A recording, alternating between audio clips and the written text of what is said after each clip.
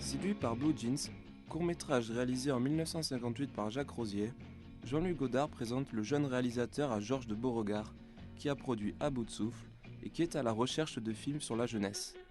En mars 1960, les deux hommes signent un contrat pour Embrassez-nous ce soir, comédie musicale relatant le flirt entre deux filles et un garçon. Dans les mois qui suivent, Rosier fait de ce personnage masculin un appelé en Algérie, profitant ainsi d'un thème futile pour en incorporer un beaucoup plus sérieux. Le film devient alors Adieu Philippines. Adieu Philippines dit adieu au classique.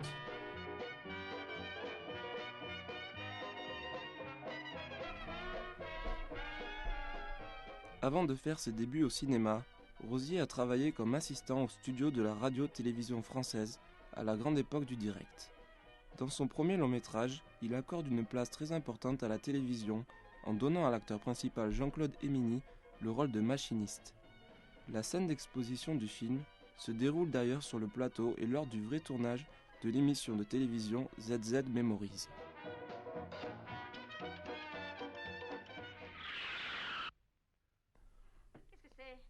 Fort de son expérience, il transpose au cinéma les méthodes qu'il a connues autrefois, comme le tournage en caméra portée ou à plusieurs caméras pour une même scène.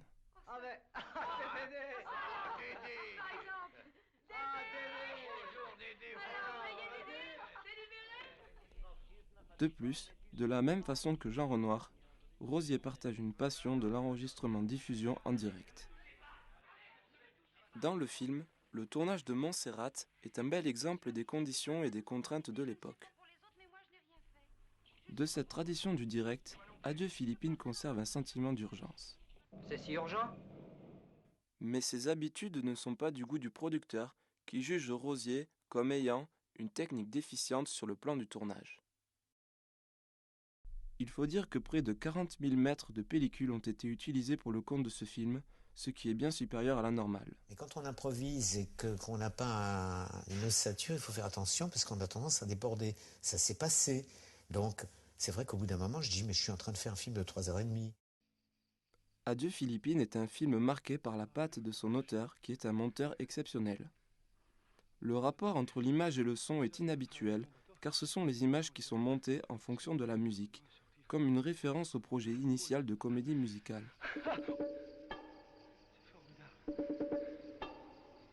Vous m'aidez un petit peu derrière. Ah la vache. Ah, je vous remercie, vous êtes aimable. Dans la première partie du film, se déroulant à Paris, le rythme est effréné. On peut y voir la volonté de repousser l'inévitable départ de Michel pour l'Algérie en diffractant l'instant présent. Ceci est matérialisé par l'utilisation de jump cuts, que l'on retrouve également dans À bout de souffle par exemple. Cette méthode, qui a pour effet d'accélérer le temps de la narration, est aussi une façon de symboliser la matérialité du cinéma, à l'inverse des films classiques de l'époque.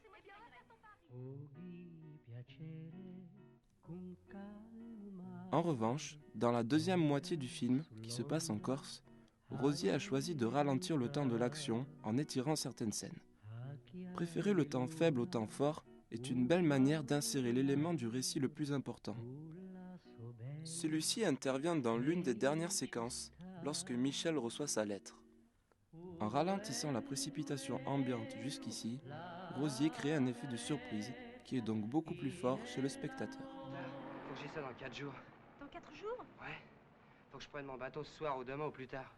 Pierre Richard, qui a tourné en 1976 sous la direction de Jacques Rosier dans Les Naufragés de l'île de la Tortue, le dit lui-même. Plus que prendre son temps, il lui donne toute sa valeur. La fin du film est à l'image de ce tempo tantôt lent, tantôt rapide. En effet, les adieux durent déjà depuis plus de 2 minutes 30 lorsque le mot fin apparaît, presque illisible tellement il est rapide.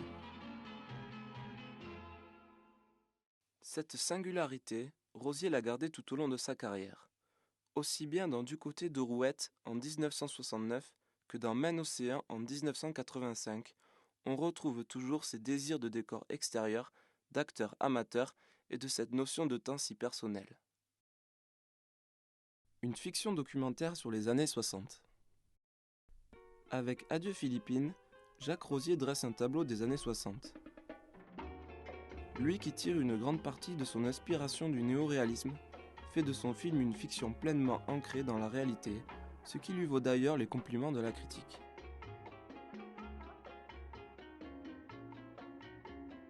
Dans la partie parisienne d'Adieu Philippines, Rosier s'attache notamment à montrer les divergences de points de vue entre les jeunes et leurs parents. Tu vas voir ce que va dire ton père. Qu'est-ce qu'il dira? De toutes les façons, ça ne changera rien. En tout cas, moi, à ton âge, je ne sortais pas. C'est une autre génération. La scène du repas de famille, qui arrive dans les 15 premières minutes, est comme une façon pour le réalisateur de poser les bases. C'est comment ça? Aujourd'hui, cette scène quasi-documentaire apparaît comme une clé de lecture de la société de l'époque. Elle cristallise autour du sacro-saint repas dominical les sujets qui opposent les personnages. Ah bah ça c'est le bouquet alors. Mais alors faites des sacrifices, voilà comment on vous remercie. Oh, on peut pas arriver à boucler la fin du mois, mais monsieur s'achète une voiture. Ton père aussi depuis l'âge de 13 ans, il travaille, il aurait voulu s'acheter une voiture. Jusqu'au bout, il a pas fait.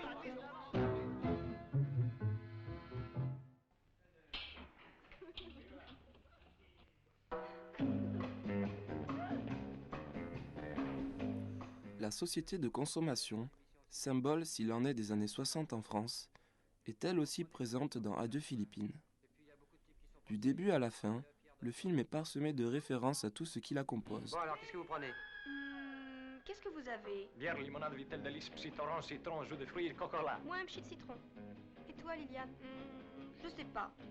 Oh, donnez-moi un coca, ça ira. Oh, et bien moi, un Coca-Cola aussi. Depuis la séquence du bar Moi, j'aime que les chaussures fines. jusqu'aux escarpins. Tiens, les tiennes sont très bien. À Paris, les filles arpentent les allées des Galeries Lafayette avant de rejoindre Michel en Corse au club Méditerranée. Tu sais, tu as maigri. C'est le sport? Ici, oui. Oh, ton Sony, il marche? Je croyais que vous deviez pas prendre de vacances. Vous avez changé d'avis? Tu sais, j'ai fait une gaffe l'autre jour.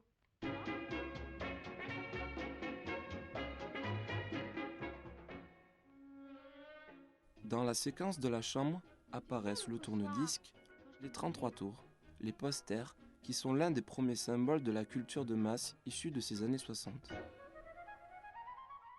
Seulement un première. Attention. On trouve aussi l'espace grandissant de la télévision dans la société, et bien sûr la publicité au service de laquelle Liliane et Juliette donnent toute leur force. Même au pôle Nord, on a besoin d'un réfrigérateur. Coupé. Pôle Nord, un 17e. Même au pôle Nord, on a besoin d'un réfrigérateur. Encore une fois. Ouais, y en a marre. Pôle Nord, un 18e. Stop, arrêtez. Stop. De manière évidemment moins légère, Jacques Rosier évoque également dans Adieu Philippines le thème de la guerre d'Algérie. Ce sujet sous-tend le film en revenant régulièrement dans l'intrigue. Je suis vachement content. 27 mois et demi. Lors des retrouvailles entre amis, dans la Alors, discothèque qu'est-ce que tu en penses, Michel, toi qui vas partir au service, hein? ou au moment du départ de Michel pour la Corse. Où est-ce que vous avez votre service? Gare à nous. Mais de même que les conscrits qui ne pouvaient pas émettre leur avis, Mais dis donc, dans 2 mois, je pourrais pas l'ouvrir comme ça, alors ouais. les artistes étaient eux aussi victimes de la censure. Les filles, lorsqu'elles évoquent ce sujet dans la cuisine, le font avec détachement, et même si le nom des Invalides fait partie de la conversation, la discussion tend rapidement vers un tout autre problème. C'est peut-être fatigant, ils ont des chaussures terribles. Ah oui, ces grosses pompes, c'est tellement laid. 40 km par jour avec ça au pied, tu te rends compte? En revanche, si Rosier ne pouvait pas être explicite sur la guerre en elle-même, il montre tout au long du film les états d'âme et l'ennui qu'elle créait chez Michel. Je pars demain, moi. Pour longtemps. C'est tout. Le reste... Mais je t'aime, moi, Michel. Mais je t'aime, moi, Michel. Je t'aime. C'est tout ce que vous savez dire. Te marre pas, je t'interdis de te marrer. Au fur et à mesure du film, son personnage s'éloigne de l'histoire d'amour qu'il entretient avec les filles pour sombrer dans un vague à l'âme dont le point d'orgue arrive dans l'avant-dernière séquence, sur la route vers Calvi où Michel va prendre le bateau.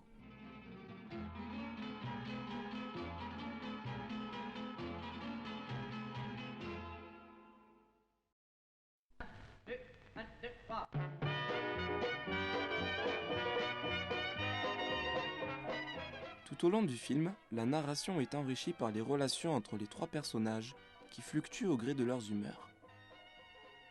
Dans la première partie, les deux personnages féminins sont très complices. Elles sont à l'image des amandes philippines qu'elles mangent, partageant leur goût pour la mode et se racontant leurs amourettes. Oh, 2 amandes, on fait Philippines. Qu'est-ce que c'est ce truc-là? C'est celle qui demain matin dira la première Philippine, qui aura le plus de chance si tu veux, avec Michel. D'accord? D'accord.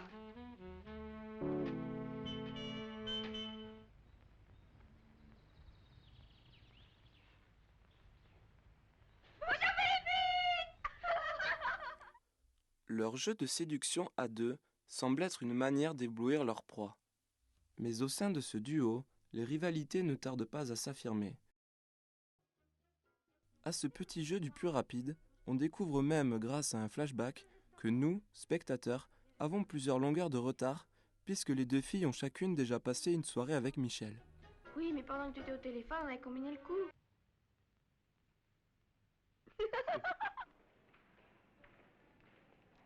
Comment ça s'est passé avec Juliette, raconte? Et voilà, je lui ai dit que je prenais un taxi, finalement j'ai pris le métro suivant. Oh, quelle garce.